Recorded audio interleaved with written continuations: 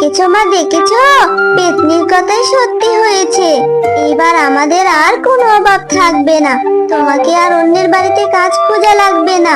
আমিও আবার স্কুলে ভর্তি হতে পারবো। সুন্দরপুর নামে সুন্দর একটি গ্রাম ছিল। সেই গ্রামে ছোট্ট মেয়ে মিনা তার মায়ের সাথে থাকতো। অনেকদিন আগে মিনার বাবা অসুস্থ হয়ে মারা যায়।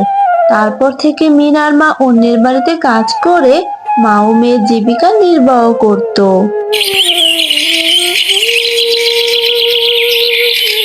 মা, ও মা, আজ স্কুলের ফি দিতে হবে। স্যার বলেছেন আজ যদি আমি ফি দিতে না পারি তাহলে আমাকে নাকি স্কুল থেকে বের করে দিবে। তুই কোনো চিন্তা করিস না রে মা, তুই স্কুলে যা, আমি টাকা জোগাড় করে স্কুলে ফি দিয়ে আসবো। তারপর মিনা আর কোনো কথা না বলেই স্কুলে চলে যায়। মিনাকে তো বললাম আমি গিয়ে স্কুলে ফি দিয়ে আসবো, কিন্তু এখন আমি টাকা কোথায় পাবো? আমার কাছে যে 1 টাকাও নেই। ওগো, তুমি আমাদের ছেড়ে কেন চলে গেলে?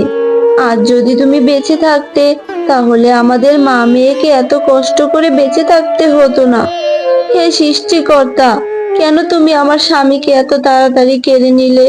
কেন কেড়ে নিলে তুমি? এইসব কথা বলে মিনার মা অনেক কান্নাকাটি করতে থাকে। তারপর মিনার মা যেই বাড়িতে কাজ করে সেখানে চলে যায়। বাগিনী ভাবি, আজ যদি আমার বেতনটা দিয়ে দিতেন তাহলে খুব ভালো হতো গো। আজ আমার মেয়ের স্কুলে ফি দিতে হবে। আজ যদি ফি জমা দিতে না পারি তাহলে যে আমার মেয়েকে স্কুল থেকে বের করে দিবে। কি বললি তুই? এখনো মাস শেষ হয়নি আর টাকা চাচ্ছিস? লজ্জা করে না তোর?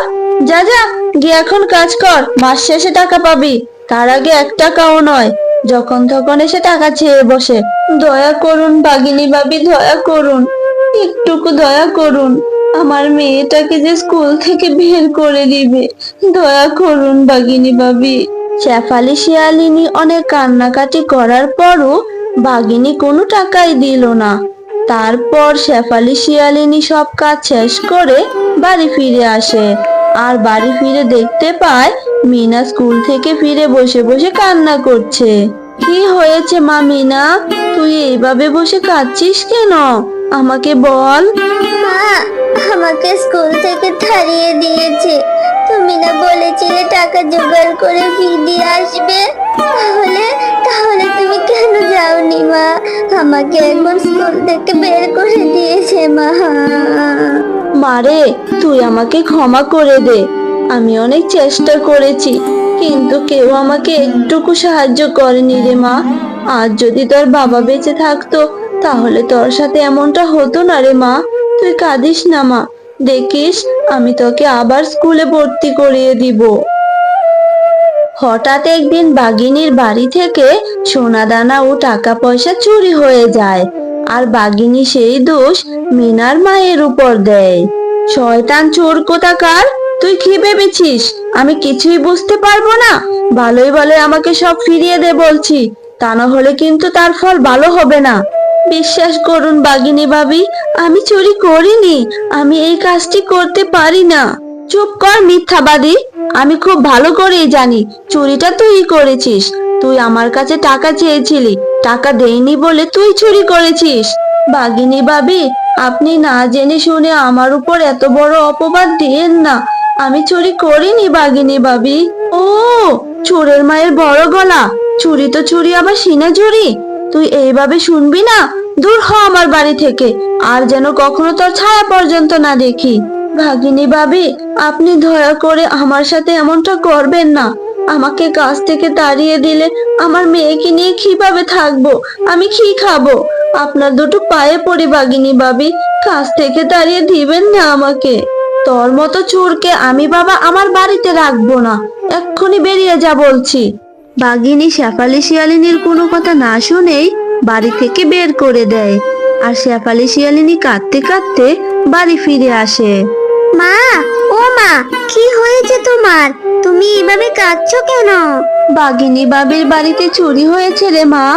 আর বাঘিনী বাবি বলেছে আমি নাকি চুরি করেছি, তাই আমাকে বাঘিনী বাবি চুরির মিথ্যা অপবাদ দিয়ে বাড়ি থেকে তাড়িয়ে দিয়েছে রে মা।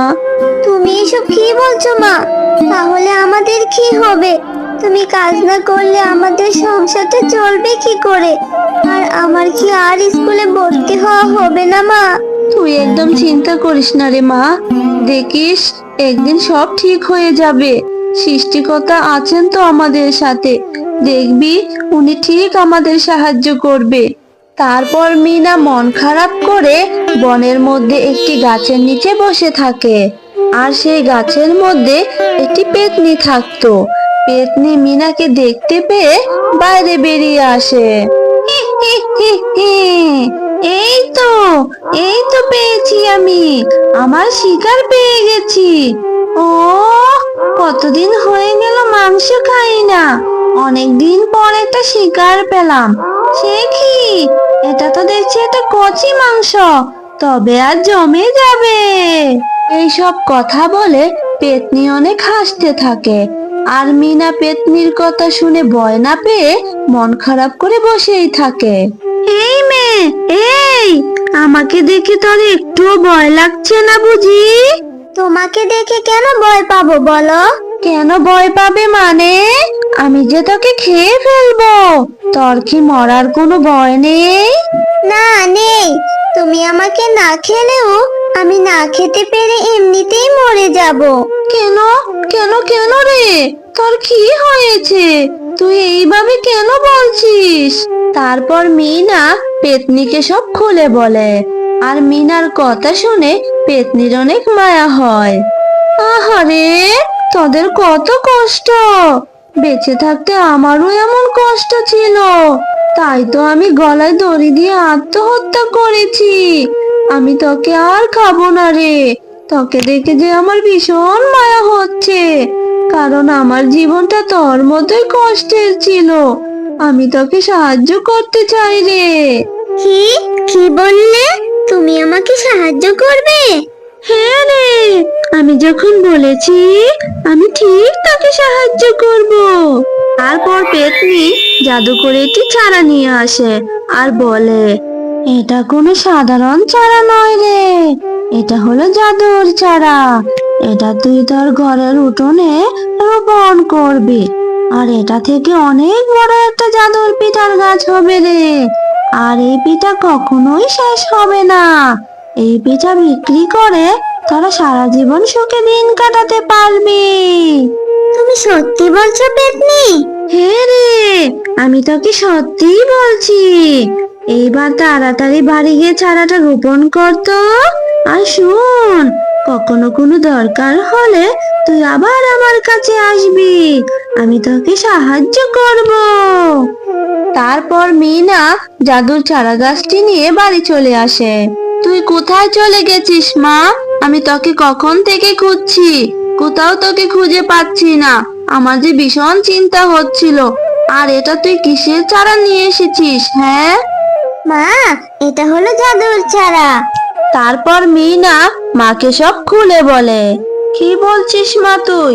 পেতনি তোকে না মেরে উল্টো তোকে সাহায্য করেছে? আমি তো কিছুই বুঝতে পারছি না।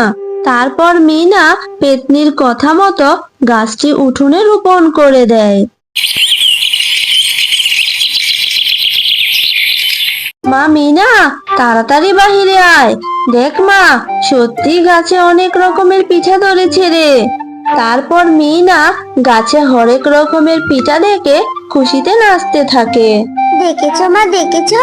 পেতনির কথাই সত্যি হয়েছে। এবার আমাদের আর কোনো অভাব থাকবে না। তোমাকে আর অন্যের বাড়িতে কাজ খোঁজা লাগবে না। আমিও আবার স্কুলে ভর্তি হতে পারবো। তারপর মিনার মা জাদুর পিঠার গাছ থেকে পিঠা পেড়ে বিক্রি করতে